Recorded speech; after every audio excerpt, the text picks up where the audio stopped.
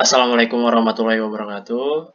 Perkenalkan nama saya Rahmat Arya Baskara, NIM 136167074. Kali ini saya akan menjelaskan tentang operating cost and productive measure in maskapai penerbangan.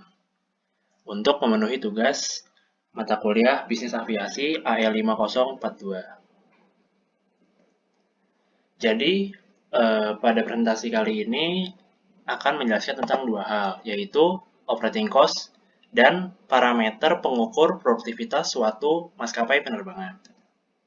Apa saja sih yang mempengaruhi biaya operasi sebuah maskapai?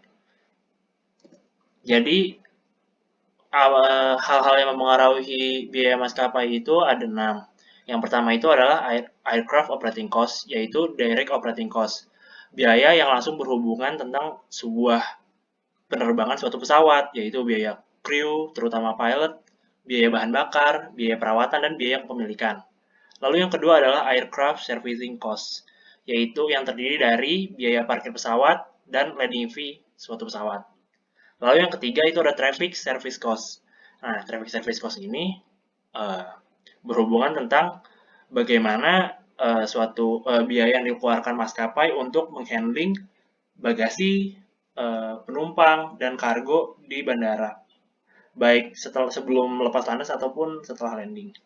Lalu yang keempat adalah passenger service cost, yaitu terdiri dari makanan, in-flight entertainment, dan biaya untuk flight attendant yang melayani penumpang. Lalu yang kelima ada reservation and sales cost, yaitu biaya yang dikeluarkan maskapai untuk komisi pada travel agent, atau dia misalnya membuka kantor sendiri untuk reservasi atau penjualan tiket penerbangan. Lalu biaya lain-lain seperti biaya iklan, pemasaran, dan beban umum dan administrasi, yaitu biaya yang harus dikeluarkan airplane untuk beroperasi, tetapi tidak berhubungan langsung dengan penerbangannya. Nah, jadi komponen pengukuran biaya maskapai ini yaitu aircraft operating cost ini per block hour, aircraft servicing cost ini per keberangkatan pesawat, traffic service cost per penumpang pesawat, passenger servicing cost itu per RPM atau revenue passenger mile, reservation and sales cost itu persen dari total pendapatan, biasanya sekitar 10-12%. Lalu biaya lain-lain ini juga persen dari total pendapatan maskapai, biasanya itu 10%. Nah, lalu dari referensi yang telah diberikan Bapak Taufik dan Bapak Arisnanda, breakdown komponen biaya maskapai ini untuk maskapai di US itu yang utamanya itu ada dari biaya operasi penerbangan sekitar 32,7%. Lalu disusul oleh biaya transport itu sekitar 13% dan yang lain-lainnya. Jadi bisa dilihat biaya DOC ini paling signifikan dalam komponen biaya suatu maskapai. Nah, sedangkan berdasarkan laporan MIT yang digunakan oleh Boeing dan Aviation Daily, breakdown komponen biaya maskapai itu adalah sebagai berikut. 50% direct operating cost, 30% ground operating cost, ya termasuk biaya landing fees dan biaya parking tadi, dan 20% itu sistem operating cost, termasuk biaya pemasaran, biaya iklan, biaya komisi ke travel agent, dan lain-lain. Nah, ini persenan ini persen total biaya maskapai. Lalu di sini ada komparasi antara direct operating cost antar maskapai US. Di sini studi kasusnya Boeing 757-200, di mana terdiri dari sekitar 8 airlines. Lalu berikutnya ini ada grafik antar CASM versus Dasline antara maskapai-maskapai di Amerika Serikat sana, di mana suatu elips yang atas itu menunjukkan maskapai-maskapai premium dan sedangkan elips yang di bawah itu menunjukkan maskapai-maskapai low fares. Nah, di sini kita bisa melihat maskapai low fares ini memiliki CASM per state lane yang lebih rendah dibandingkan pesawat maskapai-maskapai premium.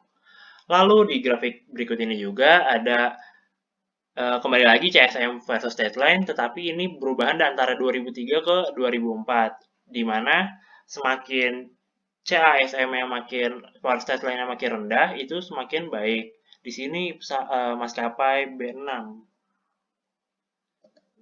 Lalu di sini ada breakdown biaya antar jenis maskapai, di mana maskapai low fares dan maskapai legacy atau premium ini sebenarnya tidak memiliki perbedaan signifikan antara di komponen DOC-nya atau flying operation-nya, tetapi kita bisa melihat dengan menekan struktur biaya-biaya lainnya, maskapai low fares ini memiliki perbedaan signifikan di biaya per average seat mile dengan pesawat maskapai-maskapai premium. Lalu bagaimana sih mengukur produktivitas suatu maskapai? Jadi untuk mengukur produktivitas maskapai itu digunakan dua komponen atau dua parameter. Yang pertama itu adalah produktivitas fleet maskapai dan produktivitas karyawan atau kru suatu maskapai. Nah, yang pertama akan saya jelaskan itu adalah produktivitas fleet maskapai yang terdiri atas tiga parameter. Yang pertama itu adalah kapasitas penumpang yang dapat diangkut suatu pesawat, jumlah keberangkatan per hari, dan average deadline, yaitu adalah rata-rata jarak antara suatu tujuan dan titik awal keberangkatan per jumlah keberangkatan. Lalu yang kedua itu adalah produktivitas kru maskapai. Di sini digunakan 4 rasio untuk mengukur produktivitas suatu kru. Yang pertama itu adalah average seat mile per employee, average seat mile per labor dollar, revenue per labor dollar, dan revenue per employee.